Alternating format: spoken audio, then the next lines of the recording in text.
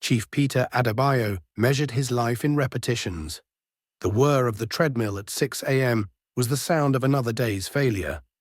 The sterile scent of the private gym in his mansion, which sat in a quiet part of Makurdi overlooking the river, was the smell of expensive futility. He ran, not for health, but to outrun the quiet grief that settled in the house while everyone slept. His muscles burned, a welcome distraction from the ache in his soul. 17 years. For 17 years, he had chased a cure for his daughter, Princess. He had flown her to clinics in Switzerland, hospitals in America, and specialists in Germany. He had consulted with neurosurgeons, geneticists, and holistic gurus who charged fortunes for promises that evaporated like morning mist. They all said the same thing, their words wrapped in layers of sympathetic jargon. Her legs are anatomically perfect, Chief. There is no physiological explanation for her condition. It appears to be a psychosomatic anomaly of unknown origin. Useless. The words meant nothing. The truth was simpler. His daughter could not walk. Her legs, strong and perfectly formed, had never held her weight, not for a single moment in her 17 years of life. He slammed the stop button on the treadmill and bent over, hands on his knees, sweat dripping onto the pristine rubber floor. He saw the faces of the doctors, a blur of white coats and regretful smiles. He remembered the metallic tang of hospital corridors and the hollow echo of his own footsteps walking away, defeated again. He had built an empire from nothing, a symbol of his will. He could move markets, command boardrooms, and shape policy with a single phone call. But he could not make his own child stand. The irony was a constant, bitter companion. Later he found Princess in the West Wing library, her wheelchair angled toward the large window overlooking the gardens. Sunlight streamed in, illuminating the fine dust motes dancing in the air and casting a soft glow on her face. She was reading, a gentle smile on her lips. She didn't look trapped or broken. She looked serene, a quiet island in her father's turbulent sea of despair. "Good morning, Papa," she said, her voice as soft as the light. "Morning, my dear." He crossed the room and kissed her forehead. "Did you sleep well?" Princess looked up, her eyes holding a flicker of something new. "I had the strangest dream," she said. "I dreamt I was standing, right there by the window. I could feel the carpet under my feet." Chief Peter's heart seized. He had heard this before, fragments of hope that led nowhere. He forced a smile, the muscles in his face tight. "That's a lovely dream, Princess." He kept his voice steady, a practiced performance of paternal calm. But inside, the weight of another day, another false dawn, settled heavily upon him. He had given up on miracles. All that was left was the routine, the running, and the quiet, unending ache of a father's love. Miles away in a village that clung to the edges of Makurdi like a forgotten memory, Amaka's day began not with the hum of a machine, but with the sharp crack of her auntie's voice. "Useless girl, is the sun waiting for you to greet it?" Amaka was already on her knees, scrubbing the hardened clay floor of the small hut. Her hands were raw, her back stiff. Auntie Chidinma stood over her, a wrapper tied tightly around her waist, her face a permanent mask of disapproval. To her auntie, Amaka was not a person, but a tool. A vessel for chores and a magnet for blame. Amaka was an orphan, left in Auntie Chidinma's care after her parents died from a fever years ago.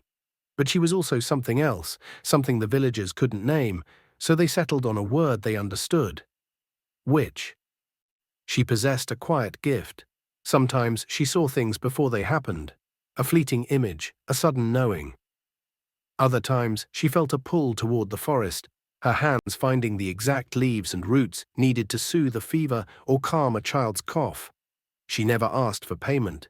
She moved in the shadows of the village, a silent helper to those desperate enough to accept her aid. The whispers followed her everywhere. When a child she'd treated recovered, the villagers said she had merely lifted a curse she herself had placed. When a crop failed, they glanced her way. She was a scapegoat for their fears, an explanation for the unexplainable. That afternoon, a neighbor's goat had fallen ill, its breathing shallow and ragged. The woman, frantic, had exhausted all other options. She found Amaka by the stream, her eyes pleading. Without a word, Amaka ventured into the bush. Her fingers brushed past familiar leaves until they found a small tough vine with pale green flowers. She knew this one. She crushed its leaves, mixing the pulp with water to form a paste. Back in the village, she gently forced the goat's mouth open and applied the medicine. She laid a hand on its heaving side, her touch steady and calm. The woman watched from a distance, her expression a mixture of hope and terror. Amaka felt the familiar warmth spread from her palm, a quiet energy that seemed to flow through her, not from her. It was a current she directed, but did not create. The goat's breathing eased, its trembling subsided. She stood and walked away without looking back. She knew the woman would not thank her. Gratitude was too close to acceptance. Later, as she pounded yams for her auntie's dinner, the first flicker of a new vision came. It was sharp and unwelcome. A gleaming black car, a man in a dark suit with sadness etched into his face, and a girl in a chair with wheels instead of legs. The image was gone as quickly as it came, leaving behind a faint residue of purpose. It felt different from her other premonitions. It felt like a destination. The vision returned, stronger each time. Over the next few days, it sharpened into focus. Amaka saw the man's face clearly now, the tired lines around his eyes, the set of his jaw. She saw the girl's gentle expression, her hands resting in her lap. She saw the bustling streets of Makurdi behind them, a world away from the dusty paths of her village. She didn't understand what it meant, only that it was pulling her toward something. One evening, while serving her auntie's meal, she spoke without thinking. "I saw a man," she murmured, the words escaping before she could stop them. "A rich man, his daughter cannot walk." The slap came without warning, sharp and stinging against her cheek. Auntie Chidinma's eyes blazed with a mixture of fear and contempt. "Witchcraft," she hissed, her voice low and venomous. "You are casting spells, trying to charm your way into a rich man's house. Do you think your evil will bring you fortune?" Amaka recoiled, cradling her face. She had learned long ago that silence was her only shield. Saying nothing was safe, but the vision felt too important to keep inside. It was a truth trying to be born. The next morning, a different vision struck her. This one was urgent and terrifying. She was fetching water from the community well when the image filled her mind. Chief Eza, a respected village elder, clutching his chest and falling to the ground. The colors were vivid, the feeling of panic overwhelming. She dropped her bucket, water splashing around her feet, and ran. She found Chief Eza's eldest son mending a fishing net outside his compound. "Your father," she said, breathless. "Please check on him. I saw him fall. His heart." The man looked up, his brow furrowed with annoyance. He had heard the rumors. He saw not a concerned girl, but a harbinger of bad luck. "Go away, witch," he said, turning back to his net. "Do not bring your darkness to my doorstep." Amaka pleaded, her voice trembling. "I am not lying. Please, just look." He ignored her. Defeated, Amaka retreated, the weight of the ignored warning pressing down on her. She felt like a town crier shouting into a storm. No one was listening. She sat by the stream, the cool water running over her hands, and prayed she was wrong. But in her heart, she knew she wasn't. She was left with the cold, heavy certainty of what was to come. The news came an hour later, carried on a wave of frantic shouts that shattered the village's midday calm. Chief Ez was dead. He had been sitting in his favorite chair, listening to the radio, when he collapsed from a sudden, massive heart attack. The village erupted. Fear, once a simmering undercurrent, boiled over into open rage. Chief Ez's son, his face streaked with tears and fury, pointed a trembling finger at Amaka as she stood frozen near the well. "She did this," he screamed, his voice cracking. "The witch came to me. She spoke of his death, and then it happened. She killed him with her evil eye." The accusation hung in the air, thick and poisonous. It was the spark the villagers needed. Their own anxieties, their hidden superstitions, now had a face and a name. A crowd began to form, their murmurs growing into a unified chant. "Witch, witch, she is a curse." Auntie Chidinma appeared at the forefront, her expression triumphant. She had been waiting for this. She seized the moment, fanning the flames of their hysteria. "I have housed this demon for years," she cried, playing the part of the long-suffering victim. "She brings darkness wherever she goes. She must be cast out before she destroys us all." A makeshift council of elders, men whose authority was built on tradition and fear, convened under the old mango tree. They did not deliberate. They listened to the mob. Amaka was dragged before them, her arms held tightly. She said nothing. There were no words that could penetrate their wall of certainty. The verdict was swift: banishment. She was to leave immediately, with only the worn dress on her back. To remain was to risk being stoned. They drove her from the village with insults and thrown pebbles. Auntie Chidinma watched from her doorway, a cruel smile on her lips. Amaka did not look back. She walked down the dusty road, leading away from the only home she had ever known, each step taking her further into an uncertain future. She was hungry, her cheek still throbbed from her auntie's slap, and a profound loneliness settled over her. But as she walked, one image held steady in her mind: the sad-eyed man in the black suit and his daughter in the wheelchair. The vision was no longer a mystery. It was a compass. It was the only thing she had left. Chief Peter hated the park. He hated the cheerful laughter of running children and the sight of families sharing snacks on checkered blankets. It was a world his daughter could only observe, but Princess loved the open space, the scent of the hibiscus flowers, and the feeling of the sun on her face.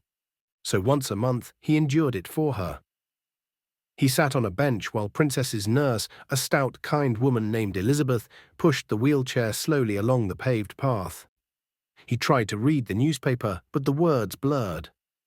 His mind kept replaying Princess's dream. I was standing. It was a cruel trick of the mind, a flicker of hope in a place he had sealed off long ago. His gaze drifted across the lawn and settled on a girl sitting alone under a flame tree. She was thin and ragged, her dress frayed at the hem. She wasn't begging, just sitting, watching the world with an unnerving stillness. There was a quiet dignity about her that felt out of place with her obvious poverty. He felt a sudden, inexplicable tug of compassion. It was an old instinct, one he rarely acted on anymore. He folded his newspaper, stood up and walked over to a nearby vendor selling meat pies and bottled water. He bought 2 of each. He approached the girl. She looked up as he neared, her eyes clear and direct. They held no fear, no plea. "You look hungry," he said, his voice gruff. He held out the food and water. The girl Amaka took them with a soft, "Thank you, sir." He also pulled a few crisp Naira notes from his pocket and pressed them into her hand. "Get yourself a proper meal." He expected a flood of gratitude, perhaps a blessing. He received neither. He turned to walk back to his bench, his duty done. "Sir." Her voice was not loud, but it cut through the park's ambient noise and stopped him cold. He turned back. She had stood up and was looking past him, her gaze fixed on Princess's wheelchair, now stopped by the fountain. "Your daughter," Amaka said, her tone calm and certain, as if stating a fact of nature, like the sun rises in the east. "I can make her walk." The words struck Chief Peter with the force of a physical blow. He felt a surge of anger. How dare this street urchin mock his deepest pain? He opened his mouth to deliver a sharp rebuke, to dismiss her as a charlatan or a madwoman. But he stopped. He looked from Amaka's clear, unwavering eyes to his daughter by the fountain. He remembered her words from that morning. "I dreamt I was standing." Coincidence. It was just a cruel coincidence. And yet, he had listened to the world's most celebrated medical minds. He had followed their advice, paid their exorbitant fees, and received nothing but apologies. This ragged girl offered no credentials, no scientific theory. She offered only an impossible promise. What did he have to lose? His hope was already dead. His dignity had been eroded by years of failed treatments. All that was left was a sliver of a father's desperate love. "How?" he asked, the single word raspy. "I have been sent to you," Amaka replied simply. It was the most ridiculous thing he had ever heard. It was also the only thing that had broken through his routine of despair in years. Against all logic, Against every rational instinct he possessed, Chief Peter made a decision. "Get in the car," he said. The journey to Chief Peter's estate was a silent one. Amaka sat in the back of the air-conditioned car, the leather cool against her skin, and watched the bustling city of Makurdi rush past. It was exactly like her vision. When they arrived, massive wrought iron gates swung open to reveal a sprawling compound. The house was less a home and more a palace, white and imposing, surrounded by manicured lawns and towering palm trees. Uniformed guards stood at attention, their faces stern. As Amaka stepped out of the car, she was met with a wall of suspicion. 2 guards, their bodies tense, escorted her inside. The head of security, a severe man named Mr. Chaik, frisked her thoroughly, his hands firm and impersonal. He found nothing but the crumpled naira notes Chief Peter had given her. The staff gathered in the grand marble entryway, their eyes wide with curiosity and distrust. They saw a dirty, ragged girl brought into their pristine world. They whispered amongst themselves. Who was she? A distant relative? A new charity case? Princess was wheeled forward by her nurse. She looked at Amaka with gentle, searching eyes, a hint of fear mixed with a nascent hope. Dr. Bako, the in-house physician, rushed to Chief Peter's side, his voice a low, urgent protest. "Chief, this is highly irregular. We have no idea who this girl is. She could be carrying anything. We must run tests, quarantine." Chief Peter held up a hand, silencing him. His own doubt was a roaring sea in his mind, but he had already crossed a line. There was no turning back. "She is my guest, doctor," he said, his voice leaving no room for argument. "She will be treated with respect." He turned to Amaka. The entire household was watching, waiting. The air was thick with tension. "What do you need?" he asked. Amaka's gaze drifted past the polished floors and expensive art. She looked through the large glass doors at the back of the hall toward the lush, sprawling gardens. "The solution," she said softly, "is in your garden." This statement, so simple and so strange, hung in the air. Mr. Chaik's hand instinctively moved toward the weapon at his hip. Dr. Bako scoffed, shaking his head in disbelief. Chief Peter simply stared at her, this strange, calm girl who had turned his world upside down in the span of an hour. "Show me," he commanded. They followed her outside into the meticulously curated garden. A team of gardeners kept the lawns perfect, the flower beds vibrant, and the hedges sculpted. It was a place of controlled, artificial beauty. Amaka walked past rows of exotic roses and imported orchids. She ignored the vibrant, attention-seeking blossoms. Her eyes scanned the edges of the manicured beds, the places where order met the wilder, untamed earth. She moved with a quiet purpose, her bare feet silent on the soft grass. The staff followed at a distance, a procession of skeptics.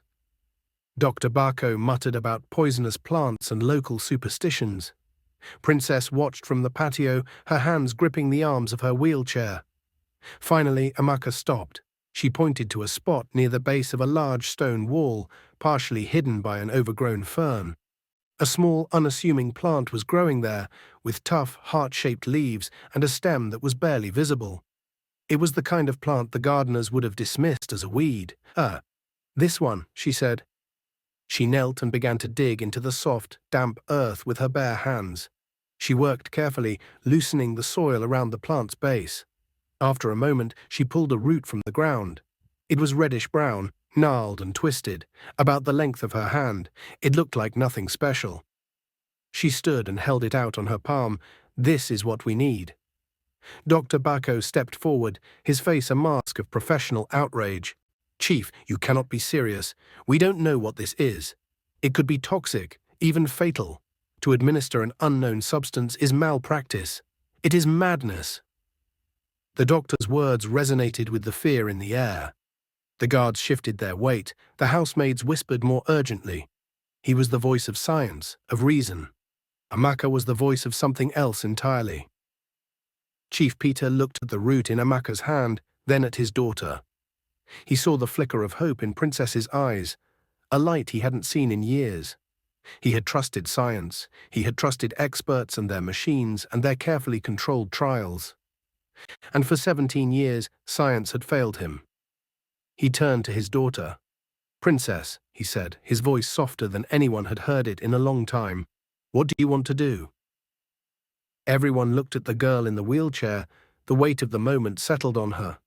She looked at Dr. Bako's fearful face, at her father's tormented one, and finally at Amaka's calm, steady gaze. "I want to try," Princess said, her voice clear and firm. "I choose courage." The decision was made. The household staff was ordered to bring a pot, a knife, and fresh water to the kitchen. Under Amaka's quiet direction, the reddish root was washed, chopped into small pieces, and set to boil on the stove. A bitter, earthy smell soon filled the air, a strange and wild scent in the sterile modern kitchen. Dr. Bako stood by, armed with a medical kit, ready to treat for poisoning. He took samples of the root and the boiling liquid, already planning the toxicology reports. Mr. Chaik had 2 guards stationed at the kitchen door, as if the simmering pot were a security threat. When the decoction had cooled, it was a dark, murky tea. Amaka poured it into a simple glass. She carried it into the living room, where Princess waited with her father. "You must drink it all," Amaka said softly to Princess. "And then you must sleep. Do not be afraid of the sleep. It is part of the healing." Princess took the glass, her hands steady. She looked at her father, who gave her a single sharp nod. He was terrified, but he would not let his daughter see it. She lifted the glass to her lips and drank the bitter liquid without flinching. She finished the last drop and handed the empty glass back to Amaka. "It tastes like the earth," she said with a small smile. Nothing happened. For a few minutes they all sat in silence. Then a visible wave of drowsiness washed over Princess. Her eyelids grew heavy. Her head nodded forward. Within 10 minutes she was deeply asleep in her wheelchair. Her nurse and father carefully lifted her and carried her to her bed. And so the waiting began. Princess slept through the rest of the day and into the night. Dr. Bako checked her vitals every hour. They were stable. Her breathing was deep and even. She was by all medical standards perfectly fine. She was simply, profoundly asleep. The first night was the longest of Chief Peter's life. He sat in a chair by his daughter's bedside, watching the slow rise and fall of her chest. Doubt, which he had held at bay, came crashing back in. What had he done? He had entrusted his only child to a strange girl with a root from the garden.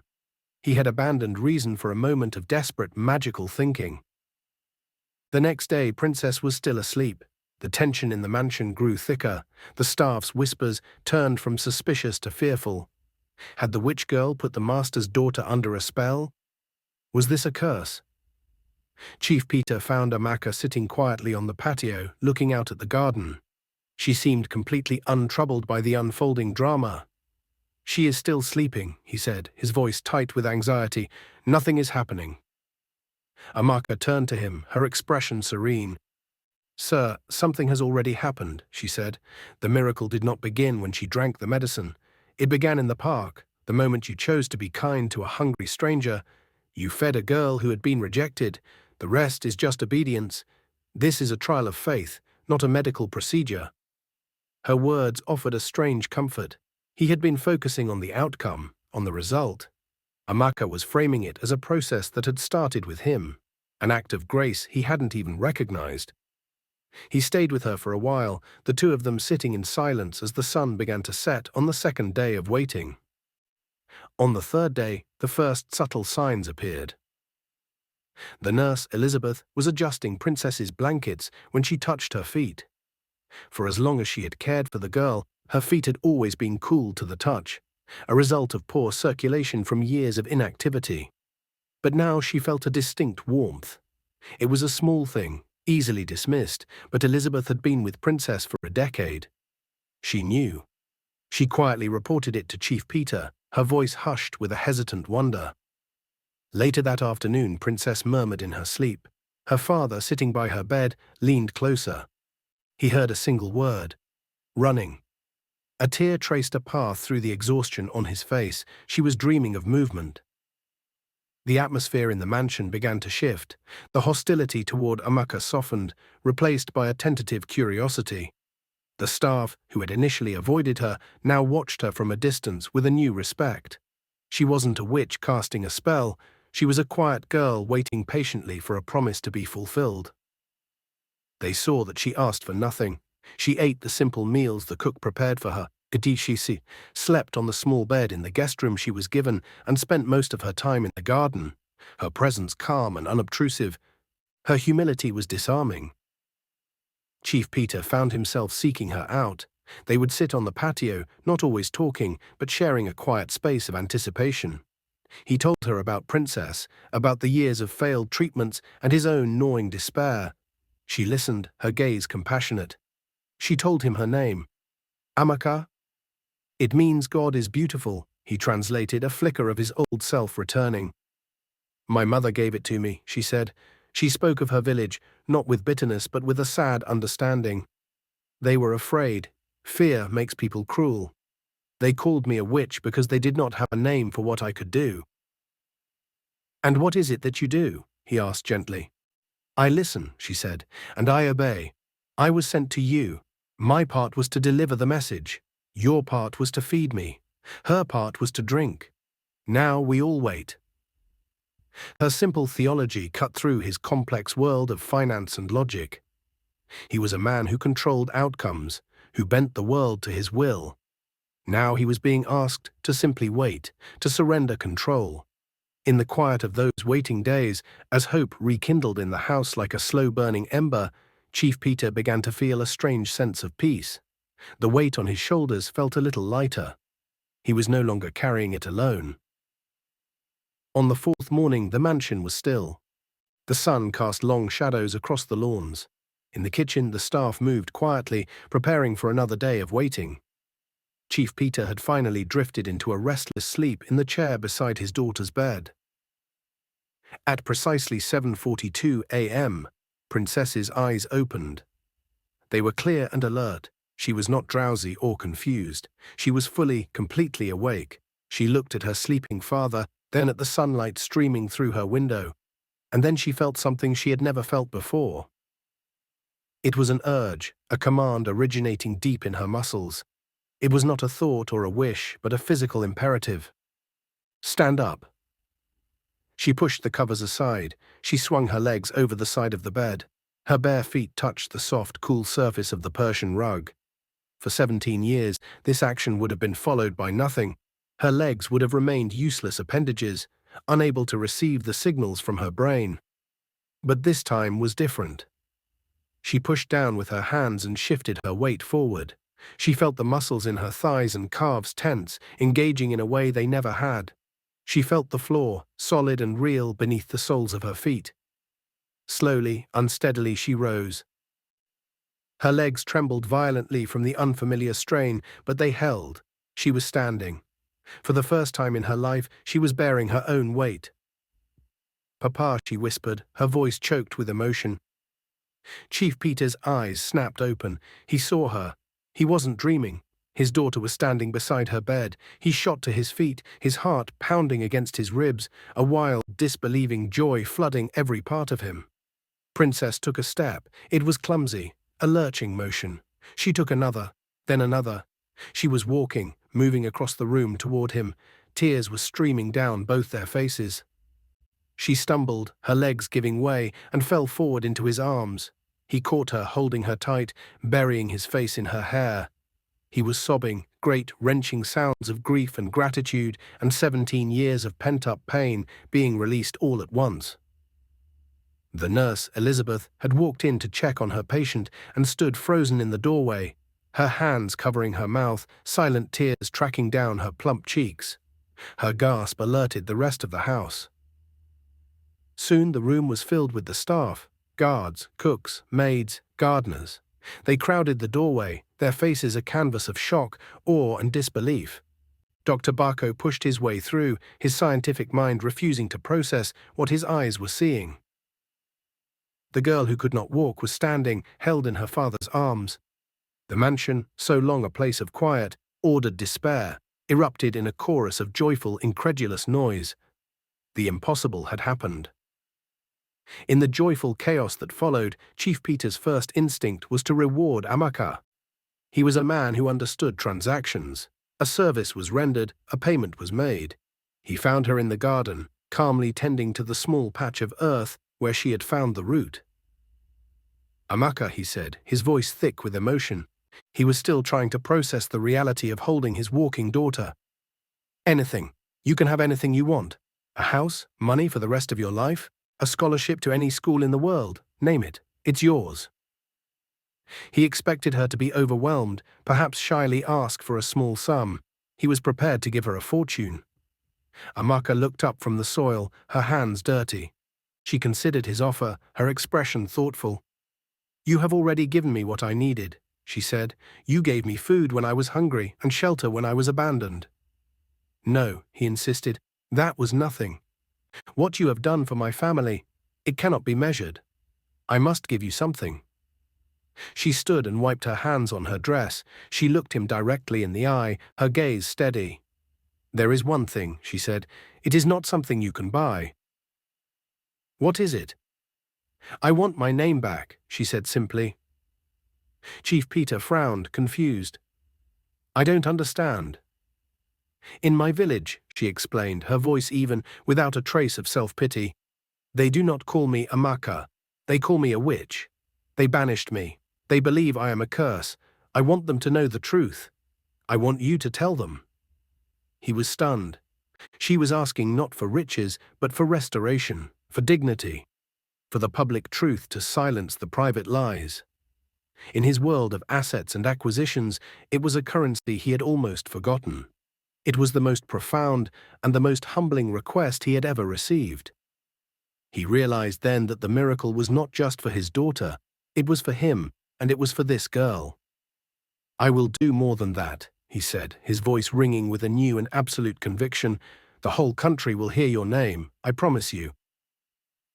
A few days later, Chief Peter called a press conference. The gardens of his estate swarmed with reporters and television crews drawn by the sensational rumor that the billionaire's daughter had been miraculously cured.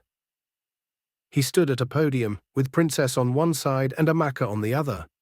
He began by telling the whole story: the 17 years of failure, the global search for a cure, his own surrender to despair. Then he shared what he saw as his own turning point. "The cure did not begin with a doctor," he said, his voice booming through the speakers. "It began when I performed a simple act of kindness for a hungry girl in a park, without expecting anything in return." He then introduced Amaka not as a healer or a mystic, but as the catalyst. He told them her story, how she had been mislabeled, feared, and cast out by her community. When Amaka stepped to the microphone, a hush fell over the crowd. She was dressed in a simple, new dress, but her demeanor was unchanged. She was calm, grounded, and unafraid. "I am not educated," she began, her voice clear and steady. "I have no money and no important family. The people of my village called me a witch because they were afraid. Today I am not here to blame them. I am here to speak to all the people who have been rejected, mislabeled, or thrown away. You are not a curse. Your life has a purpose." She turned and smiled at Princess, who took her hand. The image of the two girls, one born to privilege, the other to poverty, united by a miracle, was broadcast across the nation. The press conference sent shockwaves through the country, and nowhere did they hit harder than in Amaka's former village. The people who had spat her name now saw her on television, standing beside one of the most powerful men in Nigeria. They saw the beautiful, healthy princess holding her hand. They heard Chief Peter's story. Shame fell upon the village like a heavy blanket. Chief Eze's son avoided the eyes of his neighbors. The elders who had condemned her fell silent, and Auntie Chidinma, who had been the architect of Amaka's exile, found herself isolated. The whispers that had once followed Amaka now turned on her. She was the one who was shunned, her cruelty now exposed for all to see. True to his word, Chief Peter funded a full education for Amaka, enrolling her in one of the best schools in Makurdi. He didn't adopt her or try to turn her into another version of Princess. He gave her space, protection, and the tools to build her own future, honoring the unique person she was. But his transformation went deeper. Inspired by Amaka's request, he launched the Amaka Foundation, a non-profit dedicated to finding and supporting gifted misfits, young people with unusual talents and abilities who didn't fit conventional molds. It was a foundation not for the privileged, but for the outcasts, the misunderstood, and the rejected. Weeks later, grounded in her new life, Amaka had not changed. One afternoon, she visited a small local clinic funded by her foundation. A young boy was crying, his arm broken in a fall, terrified of the doctors and the strange-smelling room. Amaka sat with him. She didn't use a mysterious route or have a vision. She simply spoke to him in a soft, calm voice, telling him a story about a brave little goat. She held his hand, her touch steady and reassuring. The boy's crying subsided. He allowed the doctor to set his arm without a struggle. It was a small act, quiet and unnoticed by the world, but it was the truest expression of her gift. She was a healer, not of the body, but of the fear that grips the heart. This time, she was helping not as an outcast in the shadows, but as a young woman of dignity, by her own choice. The story of the girl in the garden became a quiet legend. It served as a powerful reminder that the most profound changes are often unlocked not by power, status, or science, but by the simple catalytic force of compassion. It shows that truth, given time, will always silence fear, and that faith often requires obedience long before results are seen. It is a story of hope, redemption, and the extraordinary power of a single act of kindness.